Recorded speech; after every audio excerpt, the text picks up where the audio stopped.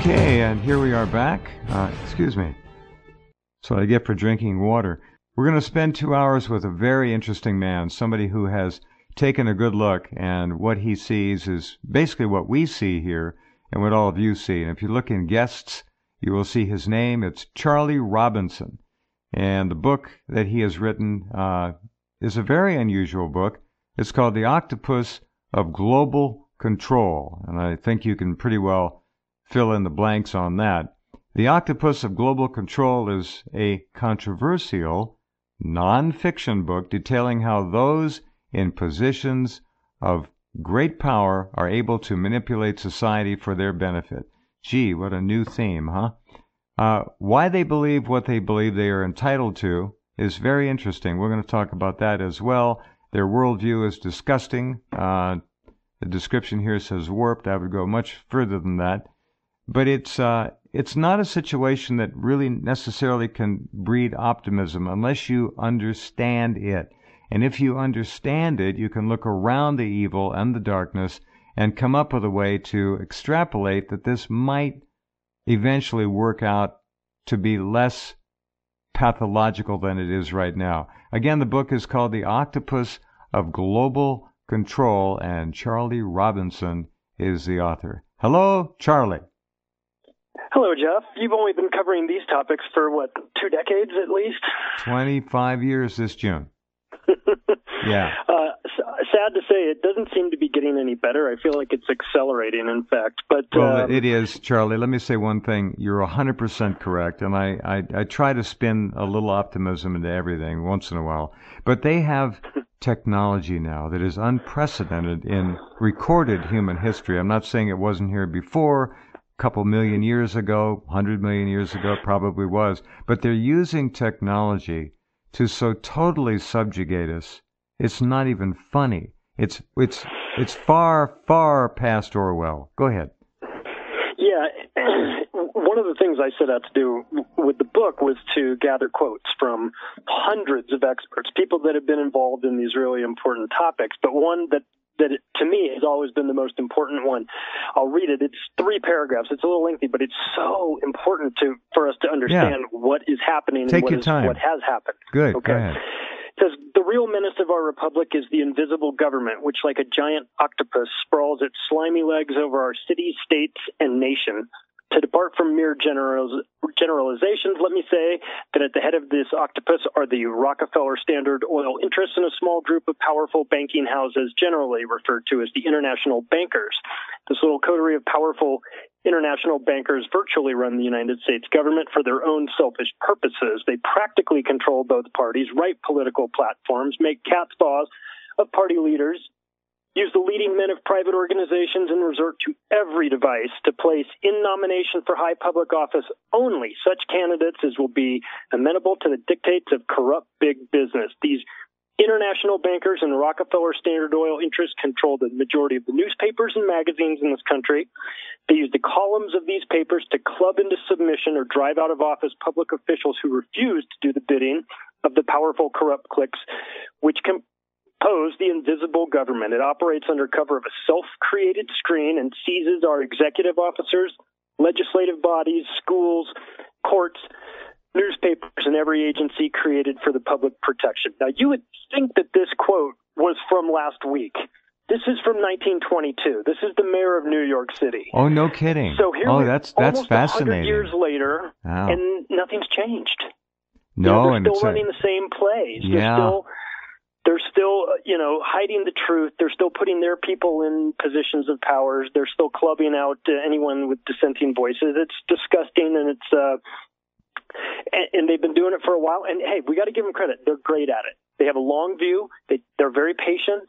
They have a goal of what they're going to do, and they go about doing it. And like you've mentioned recently, now they've incorporated technology into this as a way to control people. Probably, who knows when it started, but really, I mean, you have to sit in awe of the power of television because it is between the mechanics of it that literally put you in a different, mindset from watching it.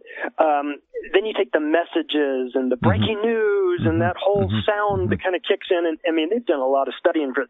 We are unarmed essentially against these people, but they're like you. I try to be optimistic about this, and we have to remember that as dark as this is, as insane as these people are, we still have the numbers, and we can never forget that, because they depend on us not realizing the power that we have, as a large group to stand up and say, we're done. Because that was the first thing they did, Charlie. The first thing they did was to take our access to the mainstream media away, because we do have the numbers. They had to cut us off at the knees, and they did. Yeah, and I'd like to say I'm sorry that the Jeff Rense show on YouTube is gone or is going away. What? Wait a minute. No, it hasn't gone away. Oh. But we're seeing what's happened over the last week, and they're just plucking people one by one by one. Now, absolutely. They took Jerome Corsi down today. I didn't know that. His channel is gone. It's gone. They don't give him any notice. They don't say, Jerome, you might want to collect all your videos. They destroy them. They're gone. If the Jeff Rense channel goes away, as a subscriber myself, it is our responsibility to get on the phone, get on email, however you want to do it, and make YouTube's life so difficult. Even if somebody doesn't agree with everything that you say, that's irrelevant. The fact that they are censoring people, they're taking these voices off, and I understand, I get it. This is their company. It's public in the sense that it's not, it's not. I mean, it's private in the sense that it's owned by the shareholders, and it's their game, and they can set the rules how they want. And I get that, and it's not a public utility. They set the whole internet up on that basis. They did it on purpose. Every damn major functional aspect of the internet online is owned by them.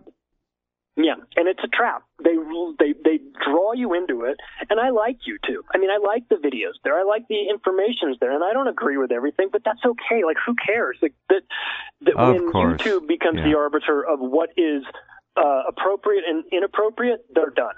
That is, history is littered with companies that just took things a step too far, MySpace, and they're gone. So YouTube has a stranglehold, and Google, the parent company, has a stranglehold on this information for the internet. But things are temporary, and that can go away if they overplay their hand on something like this with the censoring of these channels that they maybe don't agree with. They do that at their own peril. I think that's already happened. Will rise up and squish them, and I hope it happens. I think they've already gone too far, Charlie. Yes, it's a private enterprise, but they roped and doped us and pulled us in, and we got into it, and now they own it, and it's sickening. Anything in this country politically oriented, I don't care if it's a party like the Tea Party or an internet site or a newspaper, anything that has legitimate power is immediately penetrated and overtaken and controlled. They do it. That's what they do. This is so parasitic, it's unbelievable. The first step is for us to acknowledge that is what happens. And I think that shows like yours have done a really good job of awakening people to this fact. It used to be that people didn't, they would just roll their eyes and go, "You're nuts." I mean, that requires a lot of effort for that. They're worried about running their own business. They don't have time to do all this disinformation. Yes, they do. Yes, they have time to do the disinformation campaigns. They have the media has a plan. They are very good about putting this into play, and we have to acknowledge and we have to understand what play they're running. You've got to know your enemy, Charlie. Know your enemy. You've got to know your enemy. And by the way, the enemy, it's not us. They want to divide us. They want us to bicker with each other. They want to say, I'm on the red team and you're on the blue team and you like guns and you hate guns. This is all just a distraction. And the minute we snap out of it and go, wait a second, the problem's not us. The problem's you guys. You're the big problem. And you've got us all fighting with one another. Yeah. They fear that. They really do. And so shows like this, shows in the alternative media that have, even if it's an opinion that you're not in favor of, the fact that you can have that debate or you can have that information out there is really important. And so Charlie, one point. Where's the growth in only reading things that you agree with and make you feel warm and fuzzy. That's not growth. You need things that help you define the world more acutely and sharply according to your views. You can't do it by staying in the same warm bathwater. No, in fact, I think Matt Damon said had a quote that was something along the lines of, the world needs thicker passports. You need to get out there and see the world. You need to go travel, do that. What you'll realize is that we're not all that different. I mean, people have different religious ideas, and maybe they look a little different, or they eat things that you don't normally eat. But for the most part, we all love our families. We want to be happy. We want to be safe. We don't want stress. We don't need all this nonsense, and we all pretty much distrust our government. So, well, I would agree with I would agree, Charlie. In first world, second world, you get to third world, you got a whole different ball game for the most part. It's just not the same. And that takes me to my John Perkins. I credit John Perkins, the author of Confessions of an Economic Hitman, for waking me up to the game that the World Bank and the tentacles of that have perpetrate on the third world and how they enslave them. I mean, they rig the game in a way that the people in those countries don't stand a chance, and they don't know that they're walking into a trap. They never will. And they never will. And as much as John Perkins was involved in this and the horrible aspects of it, I feel like writing that book and then spending the next couple decades, traveling to Central and South America to help indigenous peoples has been fantastic for him, and I think he has, redeemed himself considerably, and more than some. I wouldn't have written the book if it wasn't for him. It woke me up to that game, and I thank him for that, but I also am, it's also frustrating because there is something very comforting about keeping your head in the sand. There's no growth there, like you said, but it is. And the more angst and the more stress and the more life travails that are thrown on the people, the more they want to withdraw. It's self-preservation. Come on, it's a normal human reflex, right? Yeah. It's understandable. They know that. They know everything. They've got this down to such a science now, it's not funny. They know everything about humanity, everything about our first, second, third world. It doesn't matter. They know how people are going to react with probably plus or minus 1 or 2% in most cases. It's not a contest anymore. It's game over. They've got it. It requires energy and effort to do that. So it's a weird mentality for people to sit around trying to concoct ways to enslave other people. It's a very psychopathic way of looking. Well, there's one group on this planet. There's one group on this planet that particularly fits that profile. Psychopathy. They don't think like we do. They don't carry guilt like we do. They don't have concern. Remember what they do every year in the Bohemian Grove? They burn care, the cremation of care. They laugh at people who have morality, moral constraints, boundaries. They laugh at people like us. And so that's another thing we have to come to terms with. The controllers are not in any way quarantined by our belief system. They laugh at our belief system. No, to be psychopathic frees you up from all sorts of constraints. You can cross lines that people would never consider crossing. So it puts the psychopath at an advantage. If they have no problems hurting you, then Totally they're advantage. not concerned with your feelings. They don't have empathy, and that is it's a horrible way to live, I would imagine. But if you're a psychopath predator, it's got to put you above the rest of the herd. I mean, it's almost an unfair advantage. And when you group them together, like we see in our governments and positions of power, it's exponential. That's your next book, Charlie. That's your next book.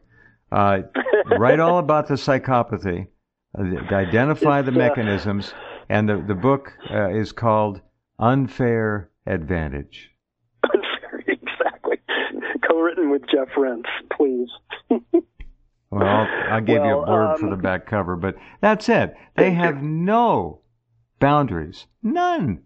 It's hard for us to understand that the taking of a human life could be laughed at by these people. Yeah, Yeah, and you see things like these, or 100 million human lives could be laughed at by these people. That's where I was going to go with this. You look at the gun confiscations in China, and Mao Zedong had a interesting quote that was translated. It says, "You register and ban the firearms before the slaughter." Wow. You know, and for Americans to think about that, people getting dragged out of their house, lined up in a ditch and shot, they just go, that doesn't happen, or they have normalcy bias, and to them the idea of that is preposterous. You know, until you're the one getting dragged out of your house, and that happens, and that happened to 73 million Chinese people for no good reason. And if they think that won't happen or can't happen here, then they're playing right into the hands of the controllers, because they have to have you believing that couldn't happen here. What did Bolshevism do? It could be 100 million. We don't know. Largely Christian. We don't know how many. It's it's unfathomable how many people were killed. Churchill, Harris, all of them. Eisenhower butchered, killed over 1 million German servicemen after the war ended. You don't hear about that. And between 1945 and 1953, it is estimated that between 5 and 10 million more Germans were murdered by the controllers, literally, to eradicate anything that was left of German nationalism or patriotism, that they could more easily subjugate that country. And as Churchill wrote in his biography, World War II had nothing to do with National Socialism, Adolf Hitler, or anything else. It had to do with one thing, and that was destroying Germany and its people once and for all. That was it. That was in his biography. The Germans made the mistake of filming. The Germans filmed all of these. They were so proud of the things that they were doing that they captured all these on film. So if you want to go on History Channel, you can watch Nazi documentaries and see the people getting lined up and murdered. The Russians, the NKVD and the Americans, once they took over, they were smart enough to keep the camera crews out. Yeah, if they're going to murder millions and millions of people, they do it quietly. Far surpassed anything that the Germans did, and a lot of that is fabrication. Look, bad things happen in war, okay, but what happened in World War II, as we are taught it, bears scant resemblance to reality. I'm learning that. Yeah, it's that term "history is written by the victors" has never been more true than with regard to World War II. And yeah. You really are smart. You've learned. When did it happen? When did you start to wake up, Charlie? Well, look, I'd love to tell you that on the morning of September 11th, I had it all figured out, but that's not true. It was my turning point was Building 7 coming down, seeing that and understanding. A, we didn't hear about that in the media. B, that's a mathematical and physics anomaly for a being polite. Building to pancake like that. And being, somebody that lived in Las Vegas for as long as I had, when they're going to implode a hotel, they do it upright. Man, they put fireworks and they broadcast that on the news, and they do. And, of course, they look exactly like Building 7 going down. And so when you see somebody like Donald Rumsfeld getting interviewed by Luke Rudkowski, and he's saying, tell us about Building 7. And Rumsfeld responds, Building 7, that sounds vague. I'm not really sure about it. It sounds kind of familiar, but I'm really not sure about it. So when you hear that response, you go, okay, that's a problem, because you were out on the Pentagon lawn in some bizarre photo op pretending to pick up pieces of airplanes, and you weren't told, you weren't briefed on the fact that another building, a 47-story building, fell in well, that's on the part same of the day. psychopathy. See, lying to them is a way of life. It's not a sin to lie. There's a weird thing as well to it, and I'm not really sure the mechanisms of it, but there is a sort of code that if they tell you or show you what they've done or talk about what they've done in a way, in sort of a coded way, but they make you aware of that or what's coming, and you do nothing about it, then the karma's on you. not them, because they've absolved themselves from this. It's a strange philosophy. I think it probably ties. I think the people at Bohemian Grove probably know what this is all about. I don't understand it enough. It's something I'm interested in. But there is a weird code of honor, so to speak, with these psychopaths, that they will sort of put things in plain, hide things in plain sight. And so when I hear interviews with Donald Rumsfeld, or when I hear Henry Kissinger speak, I want to just take my computer and throw it out the window, because it's just infuriating. But then to see somebody grab Henry Kissinger and say, "Oh, I'm running for president. Come up." And my good friend Henry and I have talked about, he's briefed me on things and given me good advice. Well, really, this is a guy that said, quote, "Military men are just dumb, stupid animals to be used as pawns in foreign policy." Congratulations. That guy's advising you. You're a psychopath then. Because if you're taking advice from Henry Kissinger, you're taking advice from a crazy person. and I don't understand the power that this guys like that have had. They were so entrenched in our government, and they need to be weeded out. I think the first step is for us to acknowledge that this country is being run by psychopaths. And once you understand that, it helps you to understand where things are going, and maybe figure out what the plan is. What we have to do, Charlie, is somehow educate those who want to know as to what a psychopath is, how he or she thinks, how they operate, how they have no moral compunction whatsoever that holds them back from doing anything. They lie, they cheat, they steal, they kill, they rot. They don't care. That's the biggest single thing that I can point to that allows them to do what they do. The sheep, the masses, and I say that with some respect, the masses cannot get that through their head. They do not understand what it's like. They just don't. So that's a tough one. And when you don't have access to the mainstream media, how are you going to reach them? The internet? Well, look where that's going, huh? Do we have access to freedom on the internet now? Nope. Hold on a minute. Charlie Robinson and I will be right back.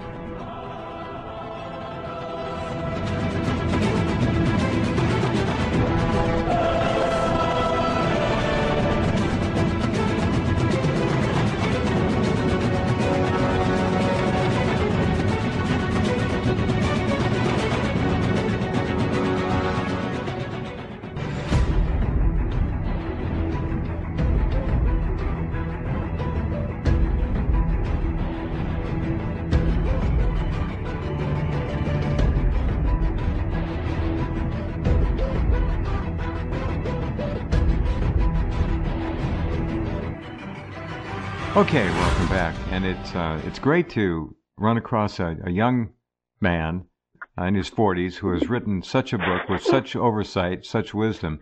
Charlie, I'm serious, most of the books being written are written by people in their 50s and 60s. You're a relatively young man to have grabbed this bull by the horns and mastered it. You have. I don't know what the universities are going to end up doing, but they're not teaching. They're programming and conditioning. And in my estimation, one of the greatest crimes against humanity is something called student loans.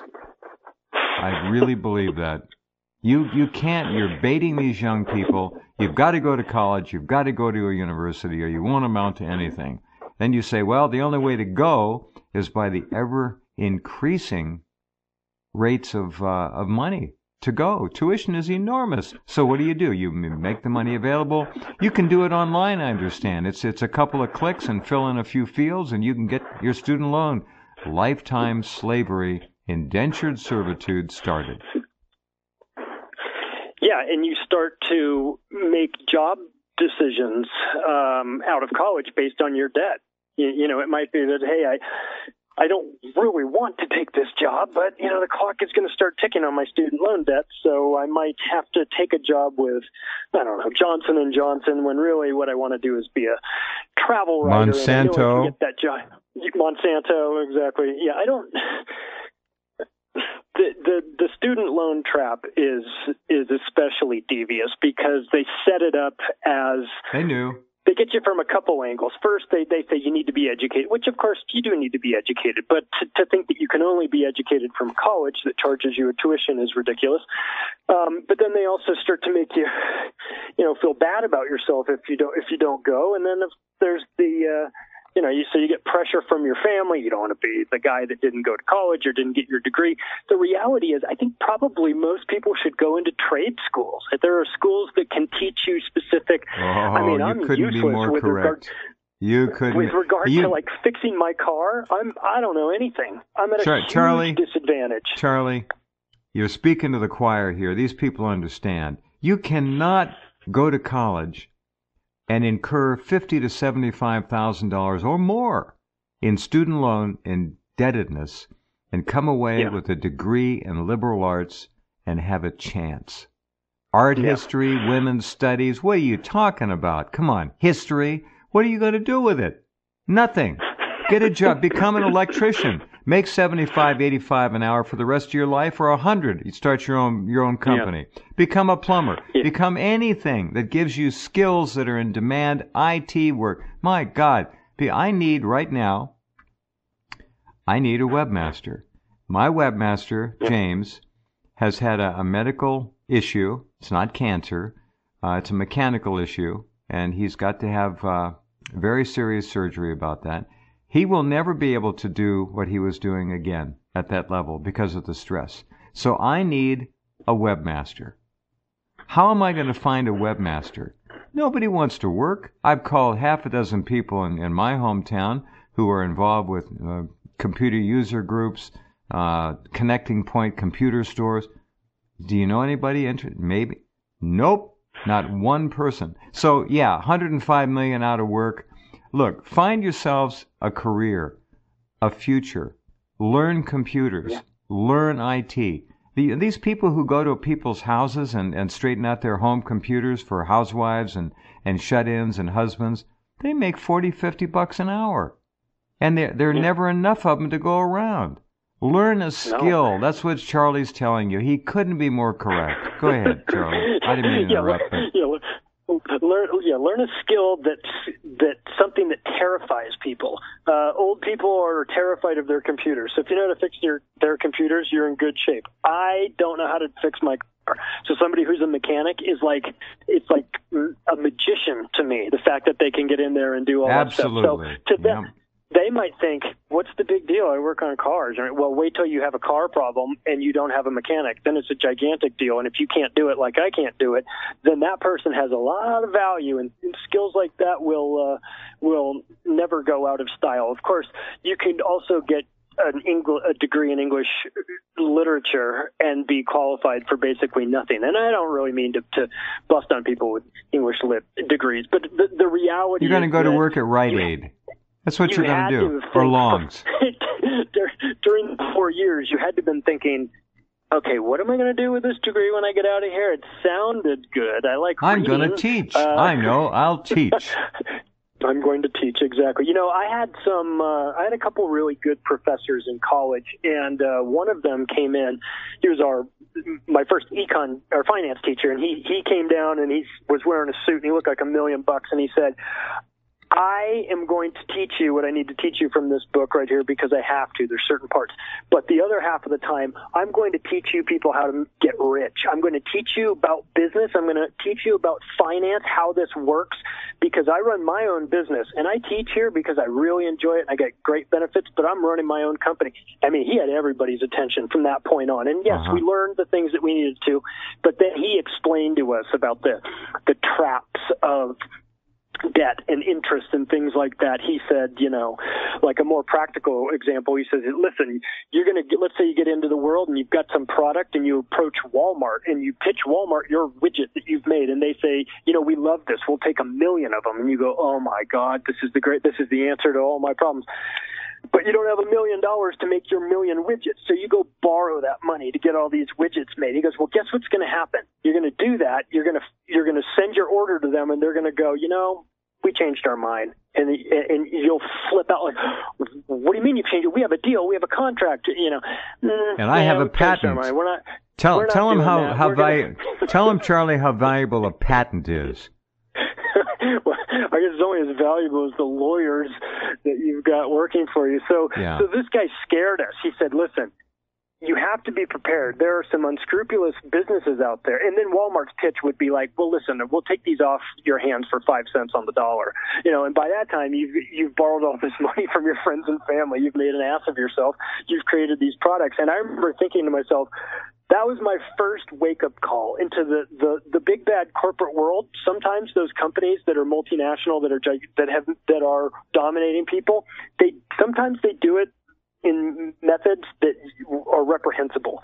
And that was my example, was with Walmart. But then, you can look, well, you can just open the window and look out. As far as patents go, if you patent something, you think you have it locked, all somebody has to do is tweak it 3% either way, and they're home free. Yeah. Yeah, or if they're the Rothschilds and they own part of your patent, then they just put you all on the Malaysia Air flight and send that thing to the bottom of the ocean. That's right. And right. So you're never. Or they drive a van out in front of your house, and you have cancer in 3 months, and right, you're exactly. dead. They can do it. Exactly. It's all doable. Yeah. No joke. Here, take a listen. I'm sort of. Let me read this real quick. Betrayed by the Dream Factory. Every once in a while, when I'm feeling overwhelmed, I watch college commencement ceremonies on YouTube. These rituals remind me how perverse our higher education system is, and of the empty idealism that colleges and universities sell us. We are here today, donning our ceremonial robes and caps to recite the traditional vacuous platitudes and wish you well in paying off high-interest student loans for which we are in no way held accountable.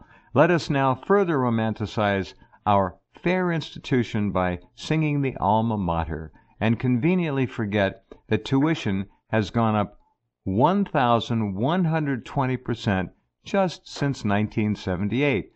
Good luck out there, kiddies. Well, I'm a consumer, writes this fellow, and he says, I'm a consumer of those vacuous platitudes and a victim of this system.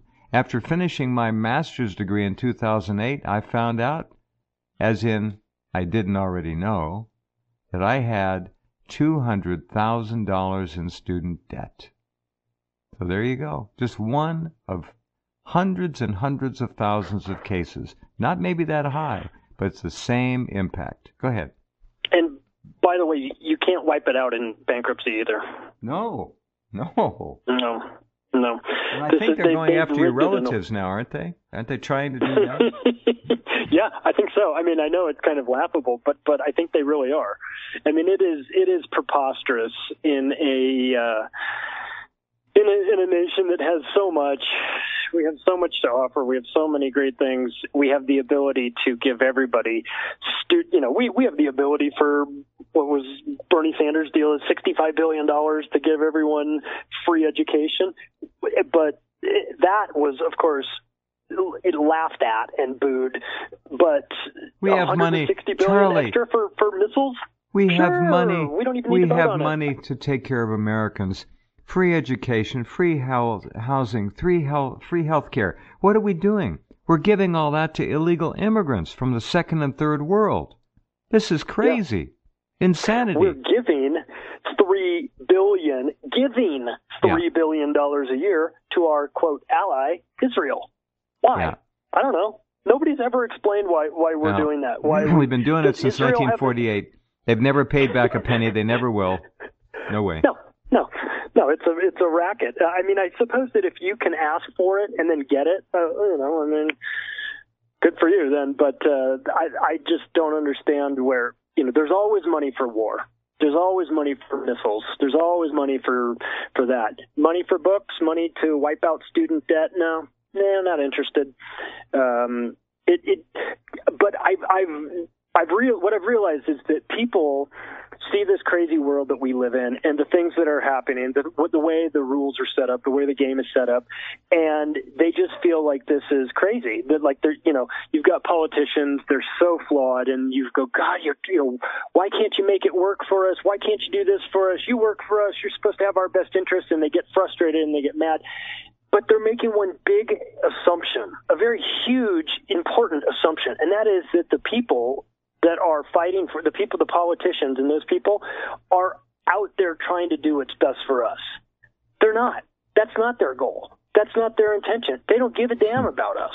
Once you make that adjustment, once you realize that maybe the goal isn't for them to do what's best for us, but to do what's best for somebody else, the world starts to make a whole lot more sense. You realize, oh, well, the reason why you're so ineffective at the things that you're trying to do is because you're not trying to be effective.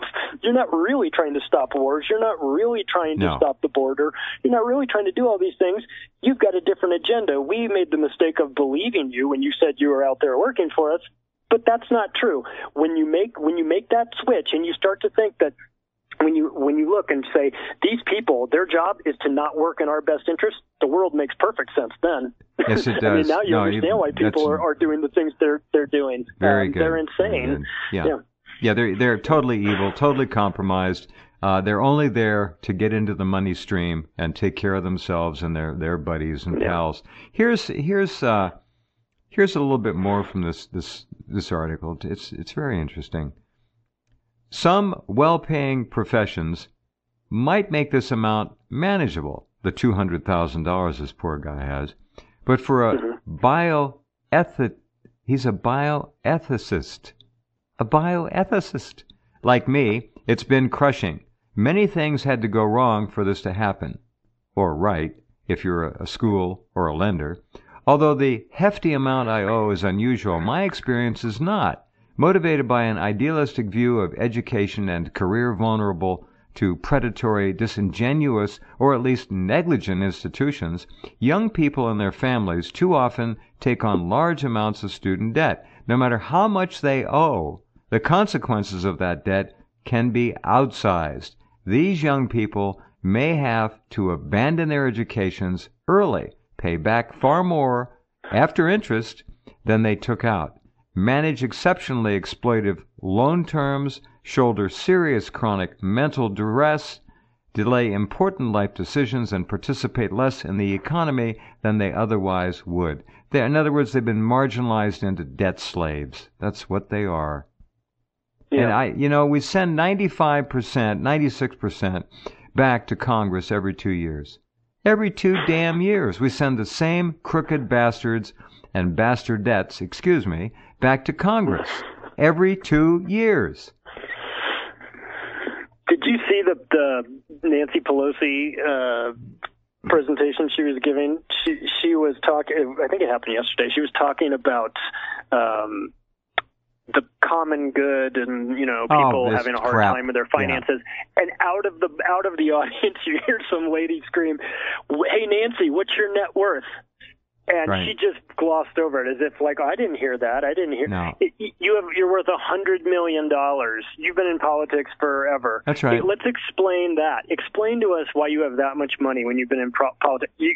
Because you're a criminal. But I love that, like, the lady didn't have a problem screaming it from the audience. That's what we right need. On schedule, That's what we need. Nancy Pelosi just pretends, she says, I can talk over you. I have 5 kids. Okay, what does that mean? So still explain why you have so much money. Well, she also has incipient Alzheimer's, in my view, but that's another story. I think there's something really wrong with that lady. Yeah. And I'm not trying to be mean or funny or anything. No, you but can I think see that it. There's something it's right there. I mean, if you've been in politics that long, there's obviously something wrong with you. You don't rise to those positions of power in politics without being controllable or controlled. You don't get in. You don't get in unless you're controllable. You don't make it. No. It's simple. And also, I think people that, like, normal, decent people have really no interest in mounting a campaign to put themselves in a position to tell other people what to do. Of course not. It's all. First of all, it's an ego trip. Secondly, it's a financial trip, and thirdly, it's ultimately it's a betrayal of the American Constitution. These people do not follow the Constitution. No, it's been corrupted over the years, and it was, I understand the system, that why it was set up that way. You're trying to talk about representing jurisdictions that are further away from, say, Washington, D.C., and so you come to Washington to say, hey, my people want this, my people have concerns about this. That makes a lot of sense. The way it's set up now, where you've got the politicians, they might be from California, but they've got a place in Washington, D.C., too, and they're not spending their time in California. They've become full-time politicians. It was not meant to be like that. That creates massive conflicts of interest when you have a system that is set up where the people making decisions, like the politicians, can leave office and then go take a consulting job, right, working for some company that they just voted on their behalf. I mean, it's weird to me that that's not obvious, that everybody isn't up in arms about that. But I think maybe a combination of the television and the mainstream media, they've sort of told the American people, nothing to see here, nothing to see here. Don't worry, everything's fine. Clarence Thomas worked for Monsanto as their lead attorney, and now he's voted on every single time with them in the Supreme Court. Nothing to see. All a coincidence. I'm sure he knew what he was doing. I mean, the corruption is right out in front of our faces. And it used to be that it was hidden and maybe, they wanted you to not know about it. They're so bold and so arrogant, and we're so dumbed down that they don't even care. No, they do not care. It's in our face. Embarrassing. They don't care. They don't care. They don't give a rat's tail about it. No. It's absolutely abusive arrogance, the likes of which I've never seen. They just don't care. Yeah. Well, have you ever had Stephen Bassett on your show before? He's the executive director of yes, I did. Research Group. Once long ago, I did. Yes. He's sort of in the UFO world, but he's got this great quote that I put in the book, and it makes so much sense to us. It says, "What's the truth? Imagine if the truth is a huge jigsaw puzzle, a big box with 20,000 pieces, and it is the truth, the absolute truth. It is a picture of the world as it really is. You come into this world, you get an education." Like we were talking about, you're handed this box, and the idea is to put all the pieces together. If you put the pieces together on this huge table, it will be the truth about the world that you live in. So you set about to do that. All good, a wonderful thing, except there's a problem. Turns out the government that you are living under has made a decision to interfere with this truth process. It's a political decision being made for political reasons to serve the state, almost never the citizens. So the government has taken a whole bunch of those pieces out of your box and has thrown them away. They're missing. Well, that's a problem, but it gets worse. They've grabbed a bunch of pieces from another box, another puzzle, and thrown them into your box, to your puzzle. And now you have to put this thing together with an idea that what you're going to find is the truth. That is an almost impossible situation and is extremely effective to serve the state. Yeah. We got a puzzle with a bunch of pieces that are never going to fit, and we're wondering why we feel bad about it.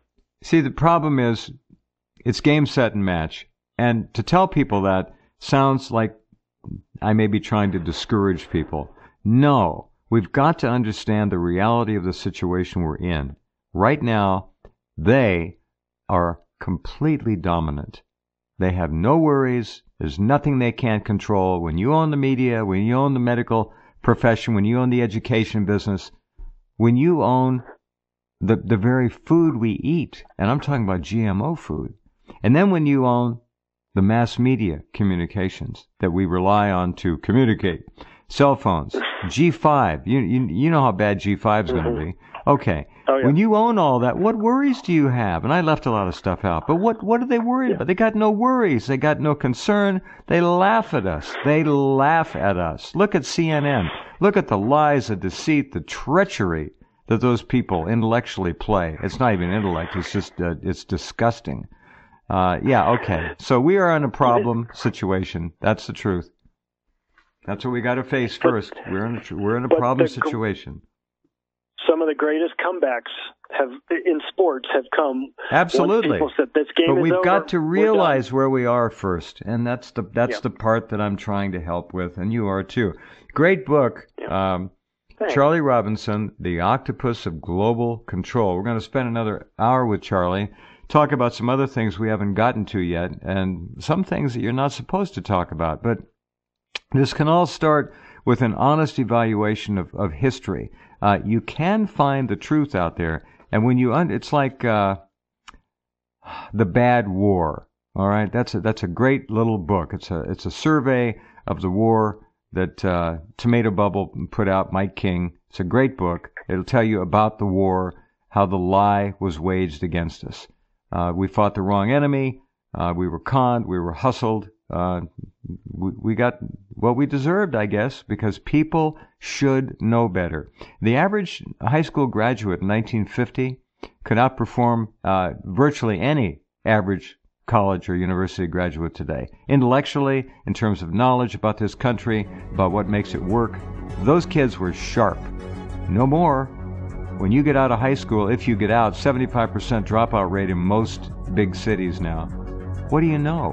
What do you have going for yourselves? And there are some wonderful young people listening right now to the sound of my voice, not only in this country, but around the world, who are saying, well, maybe I shouldn't even try. No. You understand where you are, then you can try more successfully. You've got to know the odds. You've got to know your enemy. Hold on a minute, and Charlie Robinson and I will be right back. The book is The Octopus of Global Control. Back in a minute.